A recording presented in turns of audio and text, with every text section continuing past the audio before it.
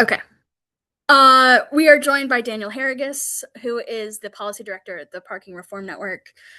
The Parking Reform Network is a national nonprofit dedicated to accelerating parking reforms by organizing advocates and educating policymakers and the public about the economic, environmental, and land use impacts of parking policy. Daniel is also the co author of Escaping the Housing Trap: The Strong Town's Response to the Housing Crisis. He has a master's in uh, urban and regional planning from the University of Minnesota. And Daniel has graciously offered his time with us tonight to share Parking Reform Network's uh, wonderful work. I've asked that they talk about specifically using parking revenue for safety and mobility projects, although I know we're going to cover kind of parking reform a little more broadly as well. Um, and yeah, and if you are just joining us, please introduce yourself in the chat, where in the city or county you're coming from, and what brings you to this training. Um, it is being recorded. And with that, I'll pass it over to you, Daniel. All right. Thanks, Jenna. Um, let me pull up my slides here. Uh, can you see them?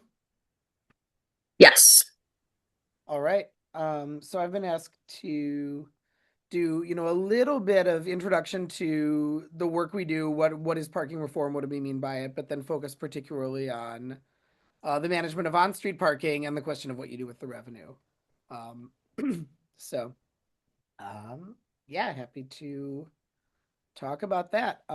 You already got a little, you got pretty much this blurb in short, but the Parking Reform Network is a national organization that seeks to educate the public and policymakers about parking policy and accelerate reforms, largely by working through partner organizations. We're kind of organizing the organizers behind the scenes.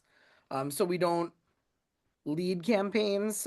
We facilitate, local and state level campaigns for parking reform. Trying to just make sure people are equipped with the best available messaging, coalition building advice, strategy advice, connections to each other, to potential partners.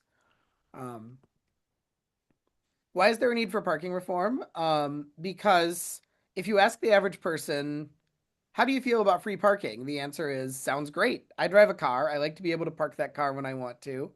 Um, and we don't think about the context surrounding that free parking, which really isn't free at all. We don't think about all of the externalities that parking produces in the world, from costs that are embedded into housing, embedded into consumer goods, environmental externalities from congestion, from pollution, from runoff, from urban heat islands, and so on. So there's this sort of world of context around parking that is invisible to most people. It's I like to say that parking is the reason we can't have nice things in a whole bunch of different policy domains. Whether you're working for active transportation, safe streets, bikeability, whether you're working for affordable housing, whether you're working on environmental or climate advocacy, it sits at this weird nexus of all of these things where um, it's like this hidden force that shapes our cities really, really profoundly. Um, and our work is heavily indebted to the work of the late Professor Donald Shoup at UCLA, who is an economist who spent 40 years in the trenches studying parking when virtually no one else thought it worthy of their concern. Um, and Shoup's work, as laid out in what's sort of the Bible of parking reform, The High Cost of Free Parking, published about 20 years ago, really identifies three key reforms. And so when we talk about parking reform, we are largely talking about the Shoup doctrine for parking reform, which is get rid of parking mandates on private property on off-street land, and then manage the on-street parking supply. So price your curbs, manage your curbs in order to actually regulate parking demand, use that space efficiently, and resolve trade-offs around its availability. And then the money that you bring in from paid parking, use it in ways that create a virtuous cycle. Use it in ways that actually reduce the need for excess parking, for excess asphalt devoted to parking in our cities. Um, and so that's really, the majority of our work focuses on the parking mandates just because there's been a lot of advocacy energy around that. So I'll talk a little bit about that issue in those campaigns. I'll try to keep that part short and then get into really elements 2 and 3 of parking reform, which are managing your curbs well, and then the question of what you do with that revenue. Um, in terms of parking mandates, they are ubiquitous and they are completely arbitrary. And you can go back to the planning profession sort of at the dawn of widespread adoption of off-street parking mandates. And they'll straight up tell you, as in this memo from what became the American Planning Association, my rule of thumb for providing parking space for stores and shopping centers is to guess a number of stalls, and invariably I provide either too many or not enough.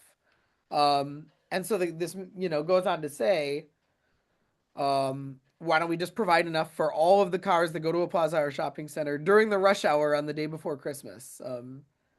This kind of epitomizes the mindset of post-war planners. You've got car ownership and car usage growing really, really rapidly. And the crisis that they perceived was we need to make sure there's enough parking. We've got congested cities. We've got people who can't find a place to put their car in cities that predate mass car ownership. What do we do about it? Let's just require that everyone provide enough parking. Let's use this blunt force tool. Um, these mandates are like, I cannot overstate how silly and arbitrary they are in practice. And when we go in and present on it, one of the first things we do is point that out. I didn't have a chance to grab local examples from Northeast Ohio. This is a slide I presented recently in Delaware, but you can do this, anywhere. You can throw it out on the map and do a survey of zoning codes within like a 40-mile radius and look up parking mandates for a specific land use. We like to do bowling alleys because it's this very specific niche thing, but almost every zoning code seems to have a specific parking requirement, a line item for bowling alleys. I think this is a legacy of the fact that bowling was kind of having a cultural moment in the 1970s when a lot of these codes propagated. Um, Now tell me what the logic is here. 2 per alley, 4 per alley, 6 per alley. We see these all over the map pretty consistently anywhere between 2 and 8 per bowling lane with no logic whatsoever. For the simple reason that the planners were guessing. They were copy pasting from another community's code, or they were simply guessing, or they were making the mandate in sort of a reactive way. Um, and you can find all sorts of absurd examples. 1 stall per 100 square feet of a haunted house. 100 square feet is smaller than the average bedroom. Like, that's what are we doing here? That is a parking lot many, many times the size. What this code actually says is you can't have a haunted house in Gilbert, Arizona. There's no way the economics of that are working. Carver, Massachusetts, continuing with the haunting theme. 1 parking stall per 8 occupants of a cemetery. And yes, we contacted the city to confirm that occupants refers to the deceased. That is in their code.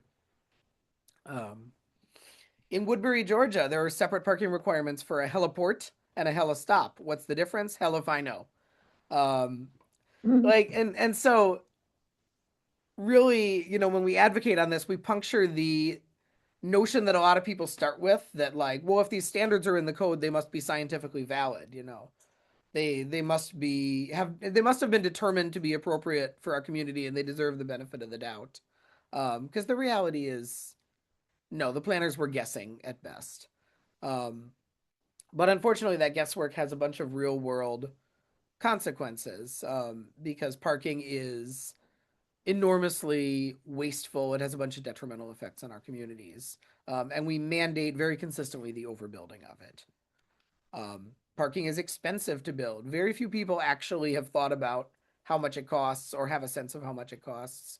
But these are ballpark numbers, from the thousands of dollars for a surface stall to um, for a parking garage, depending on geology, materials, whether you have to go underground, easily in the tens of thousands of dollars per stall.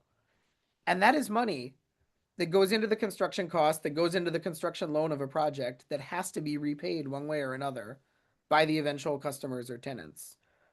In the case of residential projects, the rule of thumb here is that every $1,000 in construction cost is about $10 in monthly rent.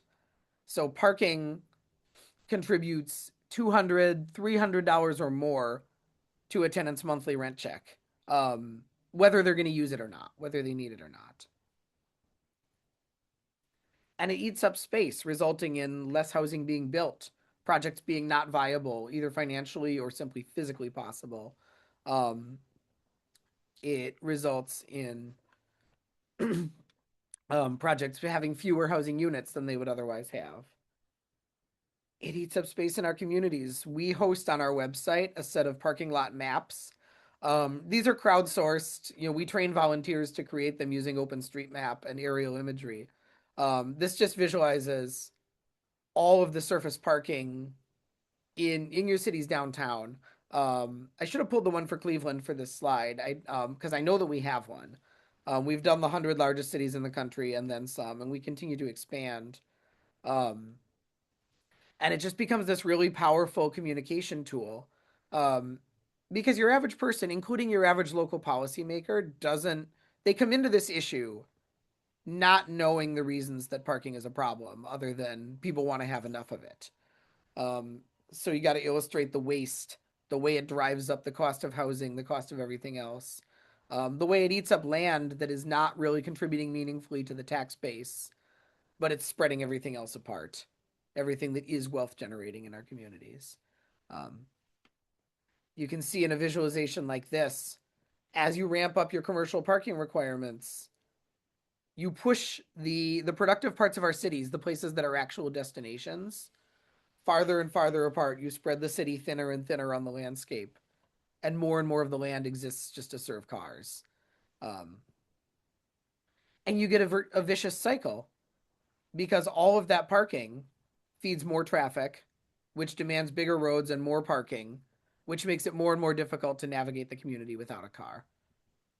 Um, and parking, in a very real sense, creates its own demand at a certain point when you have a built environment that is almost impossible to navigate without parking. And not only this, but the paradigm that we have of off-street parking mandated in the code for each individual destination creates this kind of situation. This is a graphic from Smart Growth America from a great report called The Congestion Con, illustrating how much of traffic and how much of parking is just people making a bunch of separate trips to do what in a prior era, in a different paradigm, they would have parked once, probably on the street, and then they would have walked to 3 or 4 different destinations. Make an evening out of it. Do your shopping, get dinner, go to the ice cream parlor for dessert. Um, and the existing parking paradigm, it's really important to say, is most punitive of people who don't drive, whether by choice or by necessity. And that is a huge portion of the population, from children, from the elderly who don't find it comfortable or practical to drive anymore, to people with disabilities that make driving difficult or impossible, um, people who cannot afford the costs of car ownership, and then people who are just non-drivers by choice.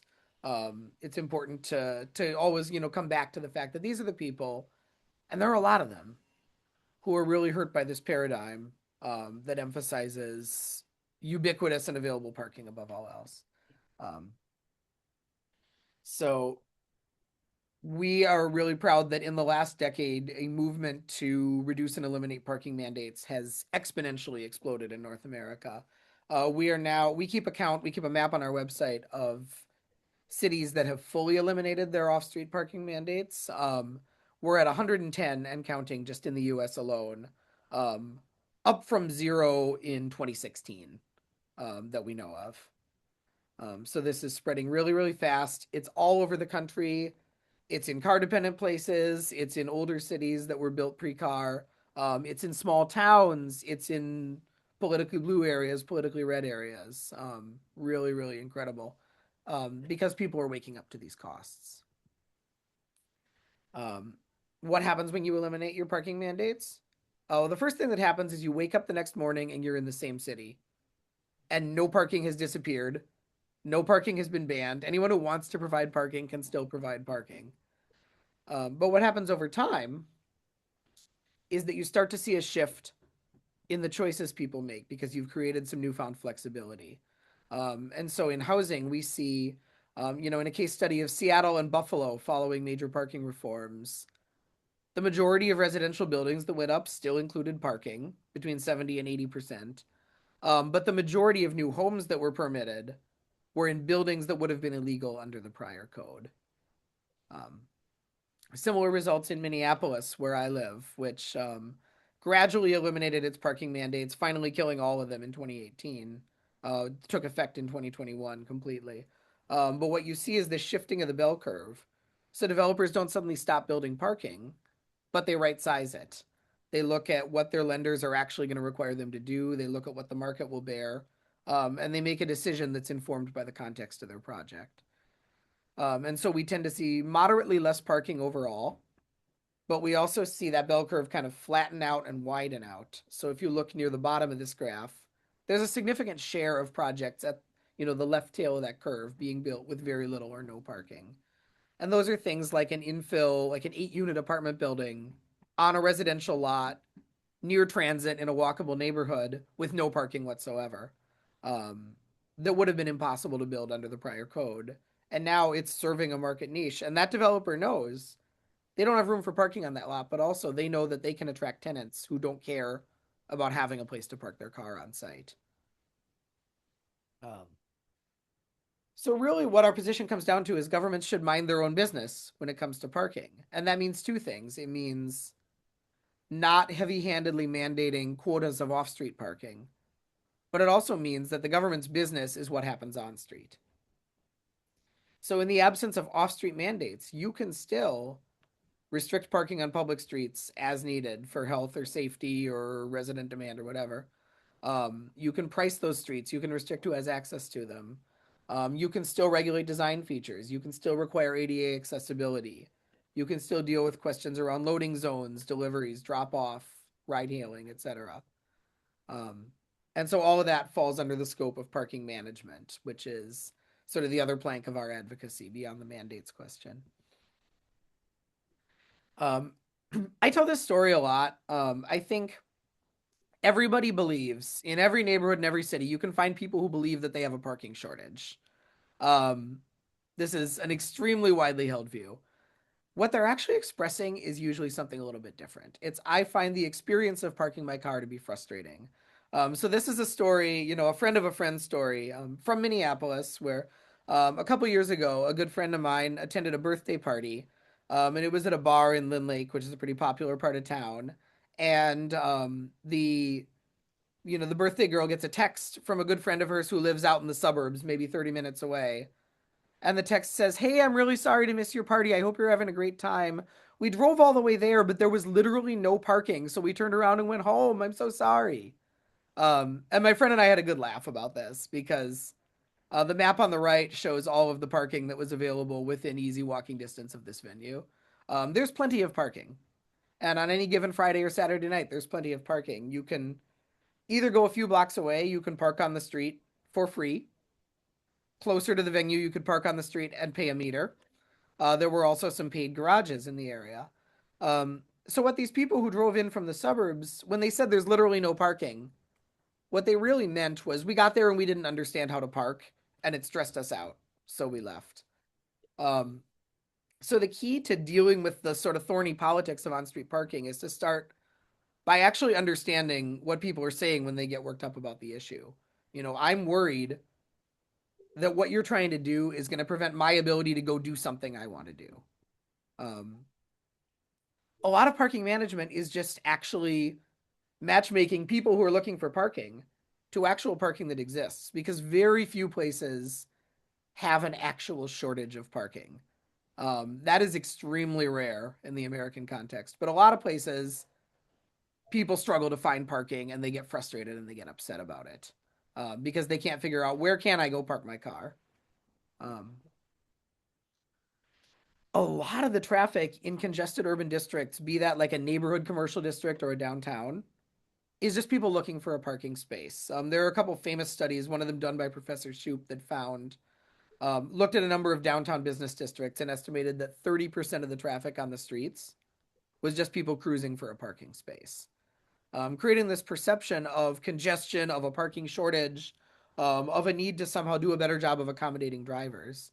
When what they actually had to do was make parking, manage it more efficiently, make it available where it needs to be, when it needs to be, um, and make it clear how to access it.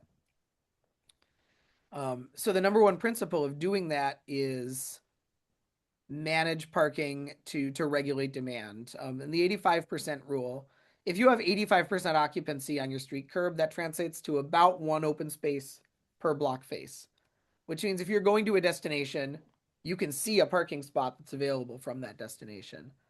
Um, there is some price in general that will get you there with your on-street parking. Um, if the on-street parking is empty, maybe you're charging too much, lower the price. If the on-street parking is extremely congested and people are circling the block, you're not charging enough. You need to actually raise the price. And so the right price is the lowest price you can find that creates that roughly, one space open on every block.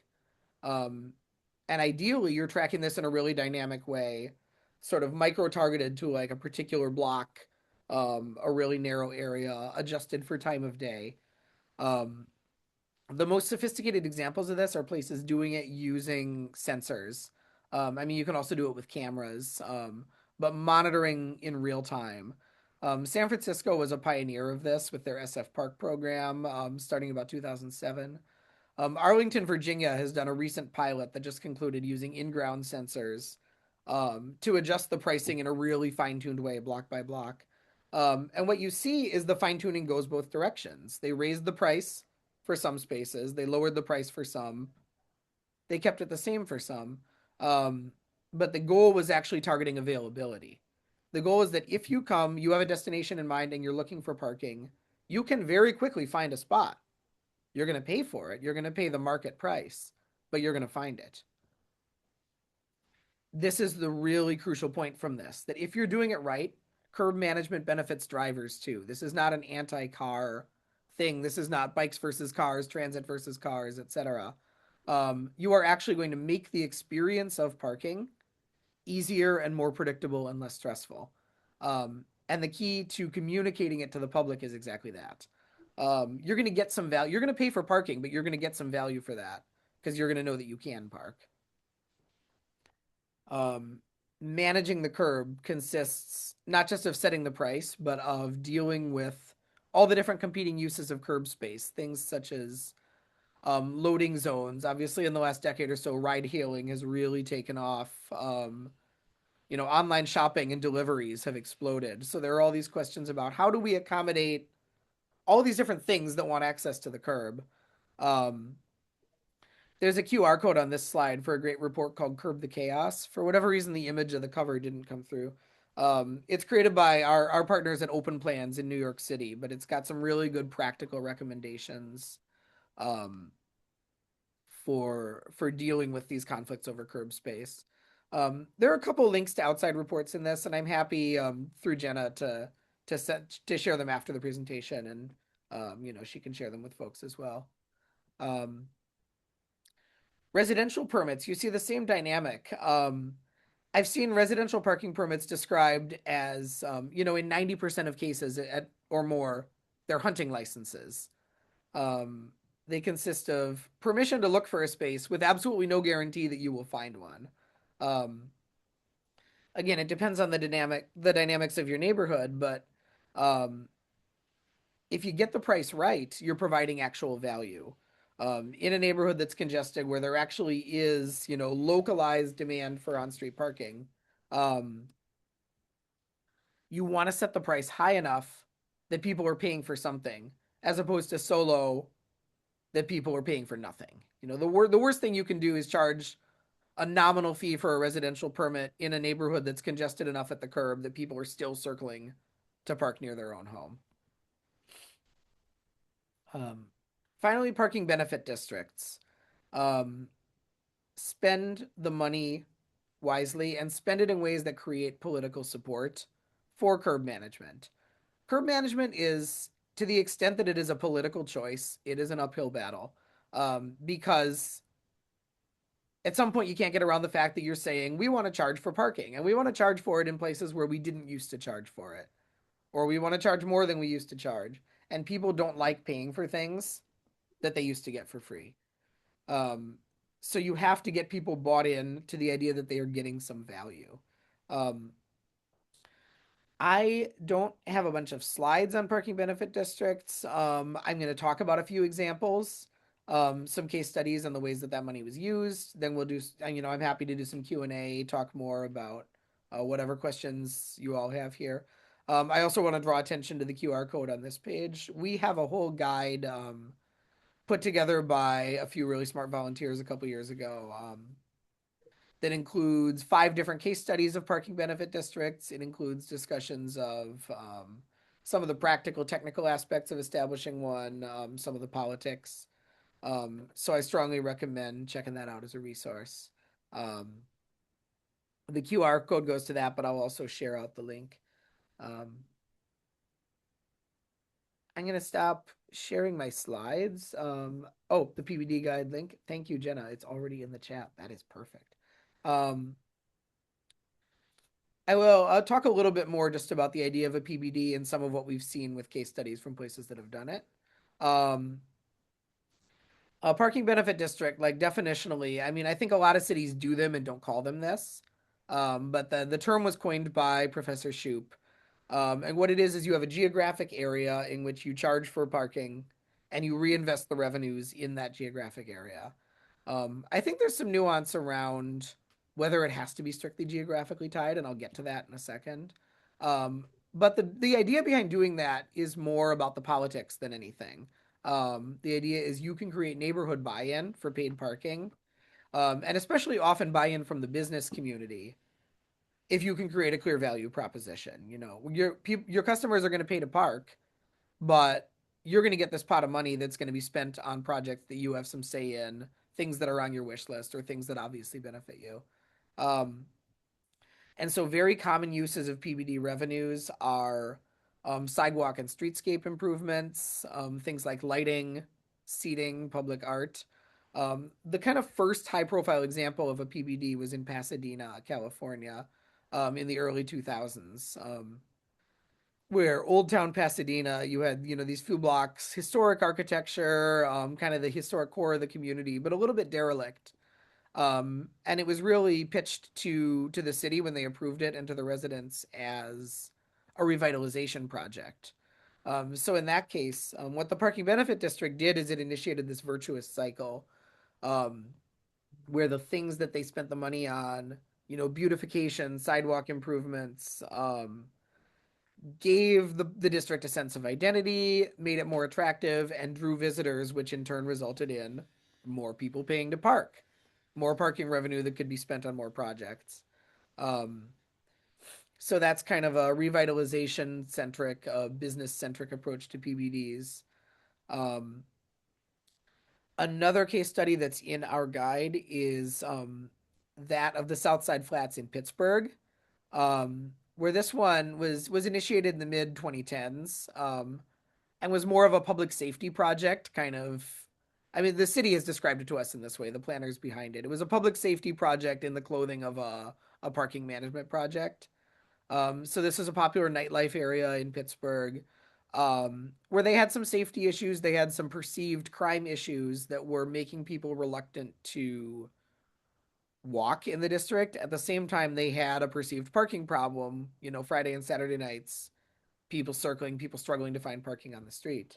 Um, so the city created a PBD. They extended the hours in which they charged for parking. They extended the meter hours to late into the evening on weekends.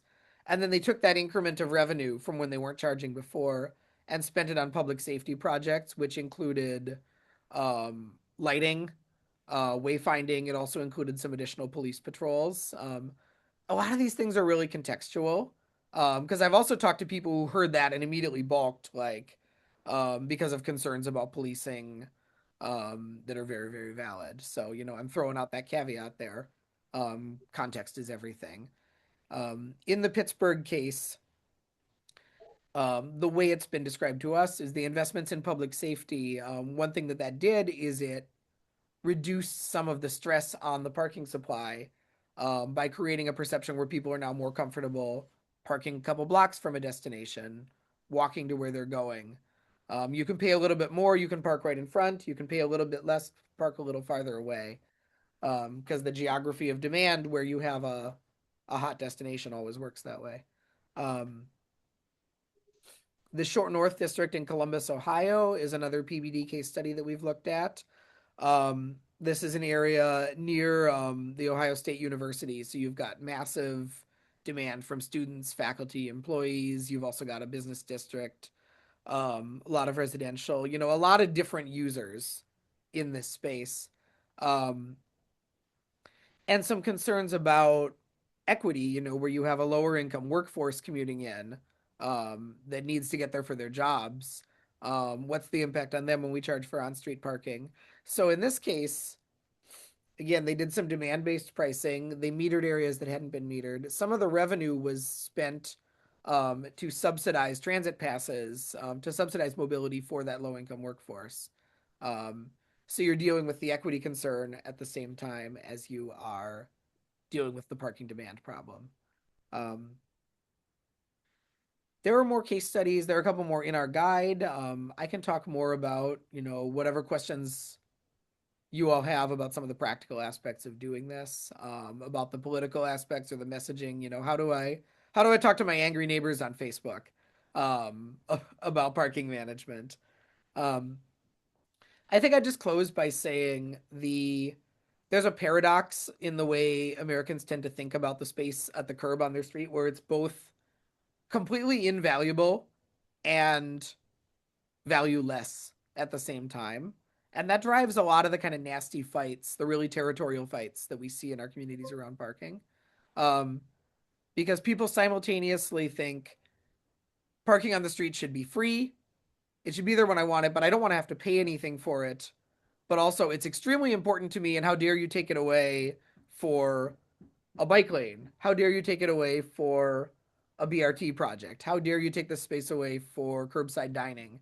Um, I think part of what drives the really territorial resistance to doing anything else with that curb space is this sort of odd ambiguity that's floating out there about what is that space worth.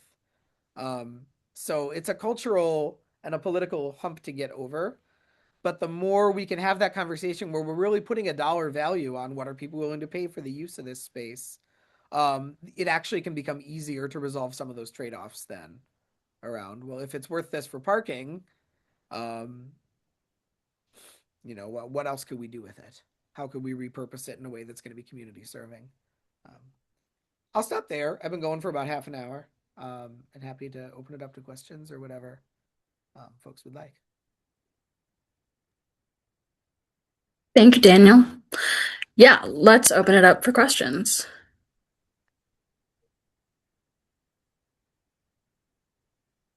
I'll kick things off.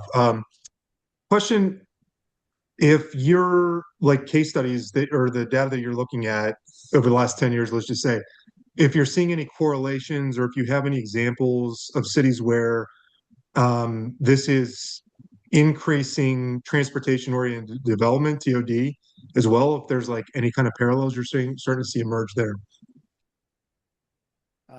So where you're saying like the implementation of parking reforms is helping increase or helping support transit-oriented development?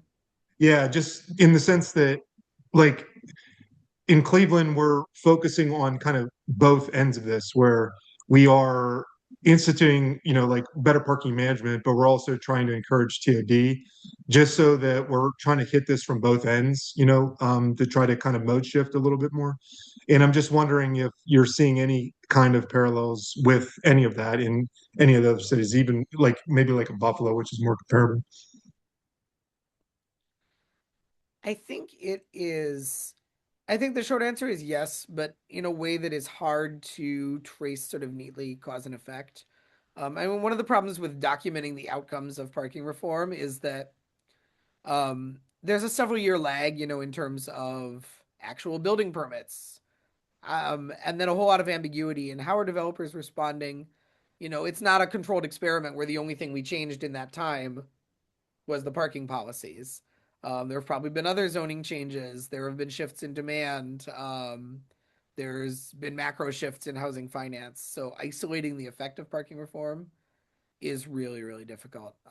I can say that, I mean, supporting transit oriented development is commonly an impetus for these reforms.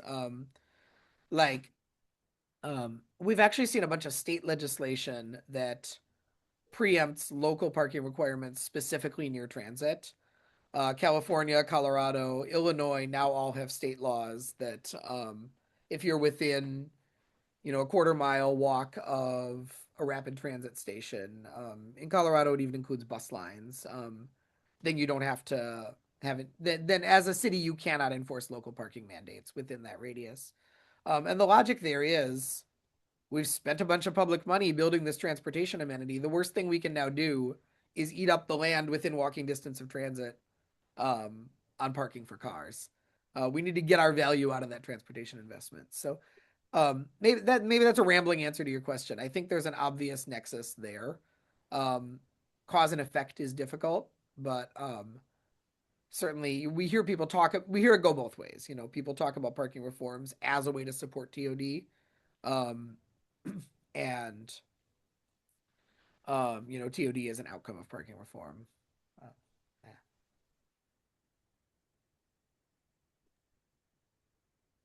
There was a question in the chat from Mary. I didn't see Cleveland on the map with red dots you showed for cities that have eliminated parking minimums. How can we get there and what can we do to help? I'm going to add an article in here about some legislation that the city has done to do eliminate parking minimums near transit specifically, but we definitely don't have any kind of citywide. And that policy also requires 15-minute frequency to be considered a transit-oriented development corridor and area, and we're facing service cuts on our transit lines, like starting even next month as soon as. So, yeah, I'll let you answer Mary's question. Yeah, I'd love to see Cleveland on the map. I think, we've seen these reforms emerge and succeed in a whole bunch of cities. The thing that they usually have in common is there's a champion. I mean, both outside City Hall, but also there's pretty much always a champion within City Hall, because it's an issue that is just niche enough that you need somebody who will kind of not let go of it, who won't drop the subject. Um, so I think as outside advocates, what I will tell you is the potential coalition for this work is incredibly huge.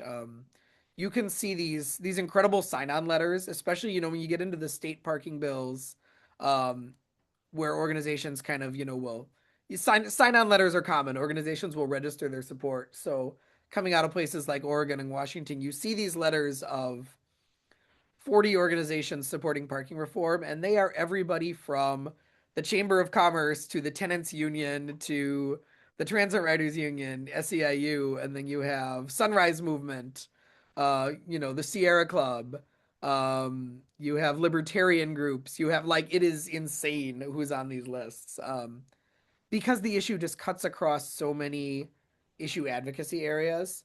Um, and there's something in it for everybody. So I think the slow work that happens everywhere is finding those coalition partners, just sort of talking about parking policy with people and getting them on board with the idea, and then having your champion on the inside, bring just the issue. We recently collaborated in some messaging research with Welcoming Neighbors Network, which is a national sort of umbrella organization of pro housing groups, and the Sightline Institute in the Pacific Northwest, where they did some national message testing with a randomized controlled audience. And here are some of the arguments we've already been using for parking reform. How are they perceived? And the remarkable thing that came out of this research was for an issue that people have really low baseline awareness of, almost every message worked. If you talk about parking reform in almost any way possible, people end up more favorable to it than they were before you talked to them about it. So, yeah, and our core mission at PRN is to support local advocates. So we are always happy to chat with folks who are doing an on the ground campaign. we're happy to come in by invitation and present like I'm doing tonight. Happy to meet with local policymakers. We do that work all the time. Um, share resources. But yeah, you and Cleveland would be in really good company if you can pass more far-reaching reforms. Just in the last few months, Baltimore completely eliminated its parking mandates. Pittsburgh is on the verge of doing so.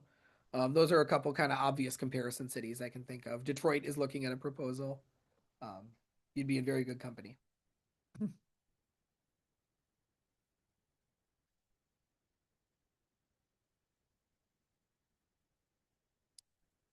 Happy to take more questions. Yeah, I have one. I have a few, but I'll start with this one. I'm I Cleveland just recently raised parking rates and extended hours for metered parking, and there has definitely been a lot of online discourse, and there's even some, I mean, to no one's surprise, like some local businesses organizing around doing some pushback on it. I Any tips on messaging to those folks, especially? Um, you know, local media did an interview with a yoga studio who said that she's sure that she's going to lose business because the rates are going from $1 to 150 an hour. Uh, and I'm just I don't know what how do we message with these folks? Yeah. Um, the local business community can be loud on this, and I think one thing that happens is um, there's just sort of a cognitive bias. Like, I think a lot of local business owners, the way they get to their shop every morning is they drive there and they have a default assumption that their customers are doing the same. There's actually been some research to this effect that business owners very consistently overestimate the share of their customers who drive, or the share of their revenue that comes from customers who drive. And so I think one sort of low level kind of drip drip drip version of persuasion you can do on this is like, I tell people who do walk or bike to do their shopping in their neighborhood, like, suddenly make that known, walking with your helmet, talk about it. Like, and you know help kind of chip away at those perceptions, without being such an obnoxious evangelist about it that you turn people off. um, Another thing that happens is that business owners are very worried about losing parking in front of their shop, and they'll say, I'm afraid I'm going to lose business because my customers will have trouble finding parking. And then you actually go and look at who is it parking in front of the shop, and it's like the owner or it's the employees. um, it is hard to just immediately get around these perceptions. There are studies that show examples of corridors where parking, where they went from free to priced parking and local business revenues actually went up. There's a great study out of Toronto where they converted street parking to a bike lane and the businesses on that street saw their revenue go up. But you approach your average small business owner with a study, like, people don't respond to facts in that way. Like, who are you to just like throw some study at me? How do I know whether I believe this? Like, um, so I think part of it is trying to get some buy-in with like the PBD concept, with what can we give you? What can we do to make you feel like you've been heard? To make you feel like the city cares about your interests. And the idea behind the parking benefit district is, let's make it really obvious that you're getting something for this. Um, I think it is important to make the arguments that not only will charging for parking not scare away business, it might actually make it easier for customers to park. It's going to increase turnover if you're doing it right. And as a shop owner, you want turnover. You want your customers to park and do their business and then get out and make that space available for the next customer. So I do think you make those arguments and you make them repeatedly, but it's not going to silence all the naysayers. So part of it is also just out organizing those people, quite frankly, um, and trusting that, like, people make a lot of noise, and then a year later after the sky didn't fall, they often get real quiet. Um, we've seen that with bike lane fights, too, and I'm sure you've seen examples of this where people make a whole lot of noise about how a new bike lane is going to be absolutely apocalyptic, and A year later, they're totally quiet about it, and in fact, probably their kids are out using it. So, um, you're not going to persuade everyone, but you can out organize them, and you can try to quiet some of the opposition by getting ahead of it a little bit with the narrative.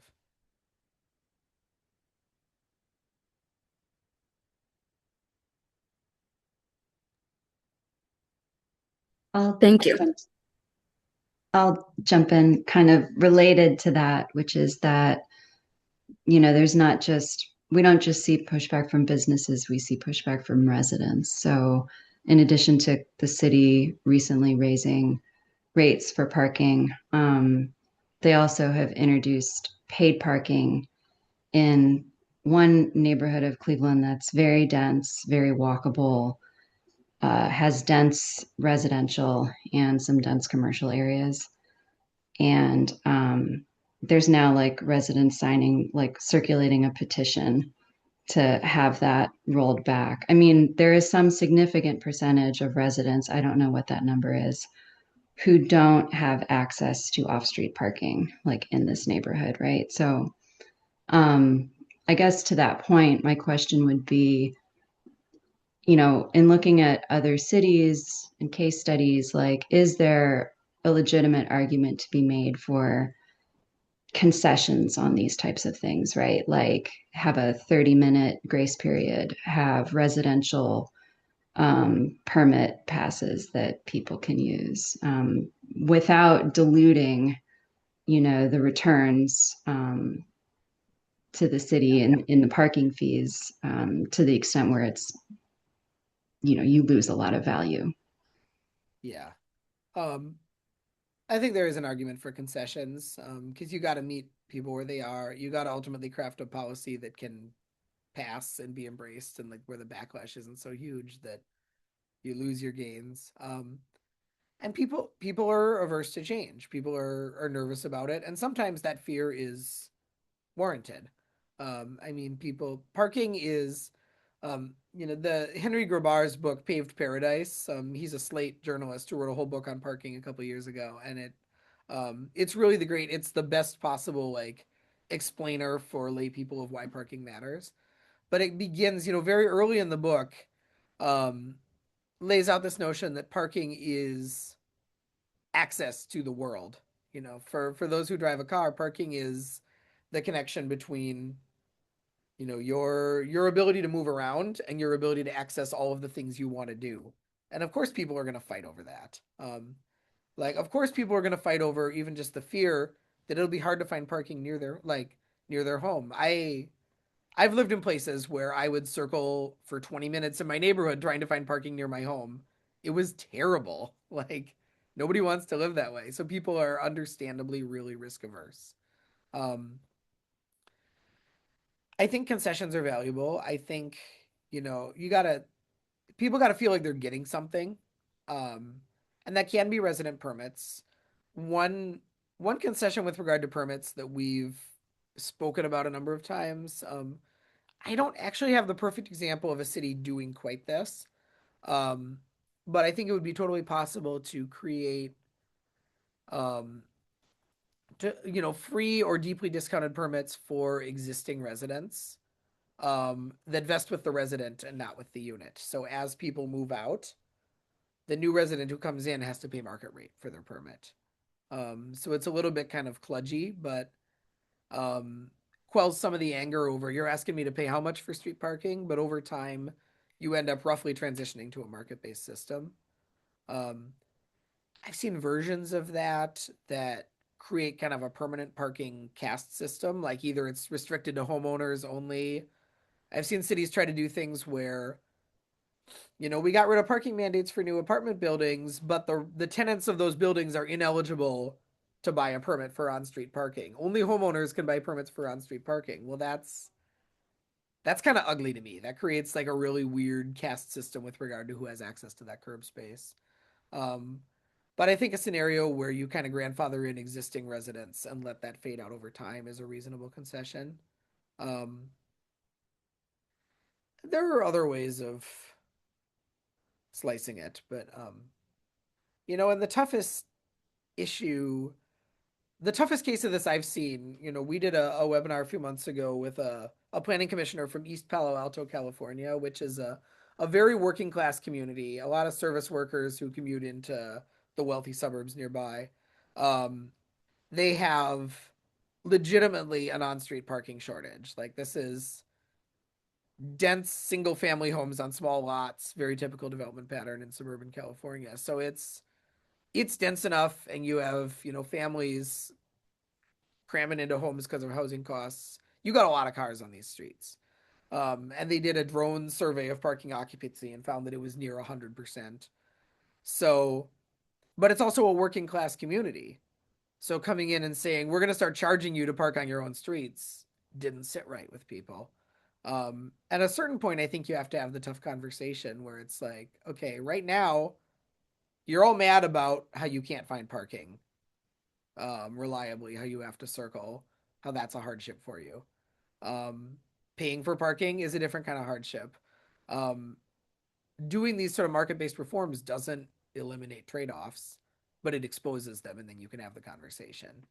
We're ideally curb management should always be about creating some value for people that they can perceive, not just extracting money from them. Got a question. So I know in Cleveland there's a lot of debate about amongst like business owners and different people about like ride share and people getting what do you call it? Like food, picking up food and taking DoorDash type of stuff. Yeah. Are there any thoughts around like putting those in areas? Because like a lot of times, even like when I'm on bike, those cars are in the middle of bike lanes, they're all over the place, and it seems like there should be some type of infrastructure if that's going to be the wave of the future. Yeah, absolutely. Um, I've seen a couple examples of like off-street parking reform being coupled with actually increased requirements for things like loading zones. So when you're dealing with the mandates issue, like that's an attempt to address that concern. Dallas, Texas passed a big reform package last year, and in it they relaxed a lot of the parking requirements for apartment buildings, but then they said above a certain size, you got to have X number of loading spaces for ride hail pickup or for deliveries. Um, and then on street, I mean, it is a tough issue um, because, like, another link I can share out. I'm not going to try to interrupt my talking to dig it up right now, but we did a great webinar last year with a freight expert, Sandra Rothbard, and it's on our YouTube channel. And I can look up the link later. But what she says is that a lot of policy solutions for things like loading and deliveries that come from planners who haven't really talked with anyone in the logistics industry and don't understand the nuances, and so they end up not working. Like double parking is a concern. People, create a safety hazard. They block the bike lane. It's a huge problem. Um, you've got these delivery drivers who are trying to make really, really tight timelines, and time is money for them.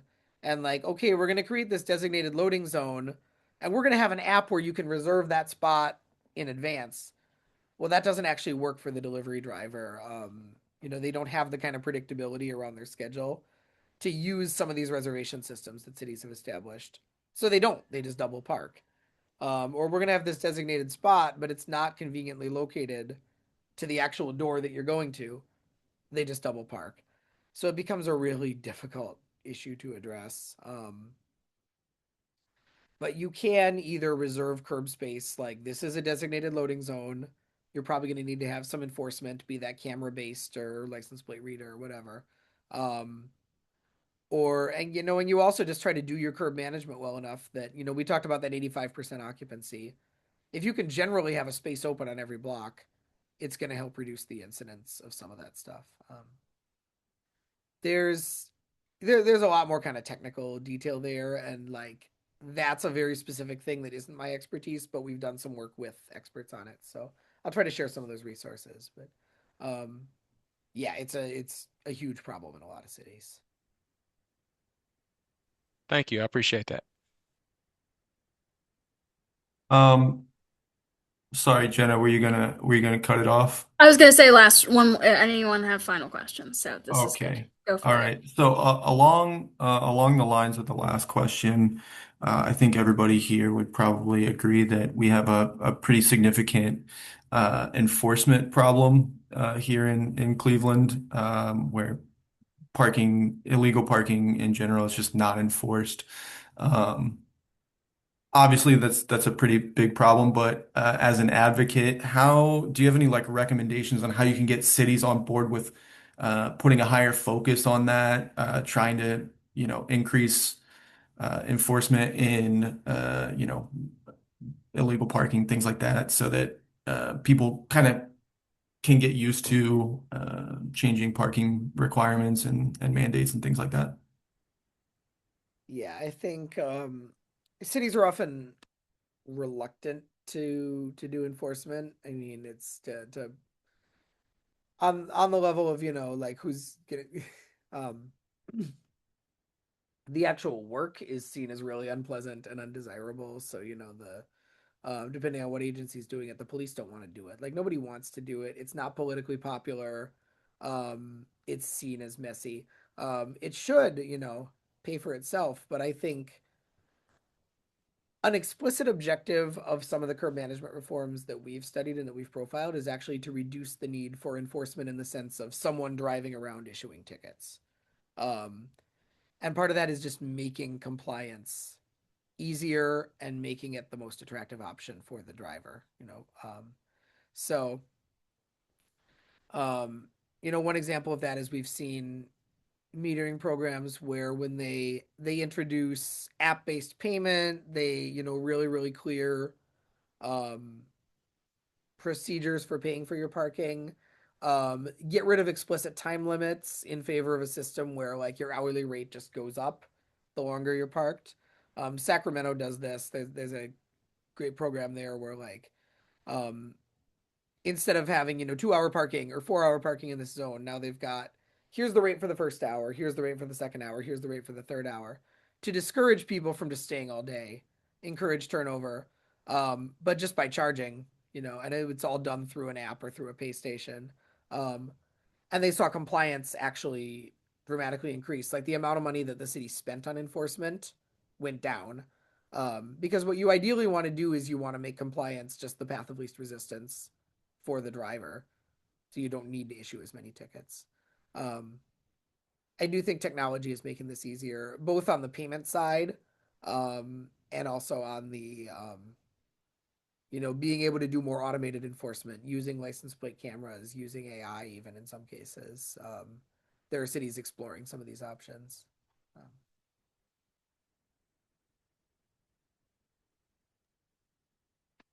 Awesome. Thank you, Daniel. I will make sure to uh, send a follow up to folks with some of the resources we mentioned tonight, and I'm gonna add in there some links to articles of things happening locally. There's a lot of parking reform happening in Cleveland, but a lot of it is very like concentrated in certain areas. It's kind of pilots, and I think uh, it will be important for parking reform advocates to share their positive feelings about these things to so that we can see it expand. Um, yeah. So with that, thank you again, Daniel. Yeah, appreciate everyone taking the time tonight. I'm gonna stop recording.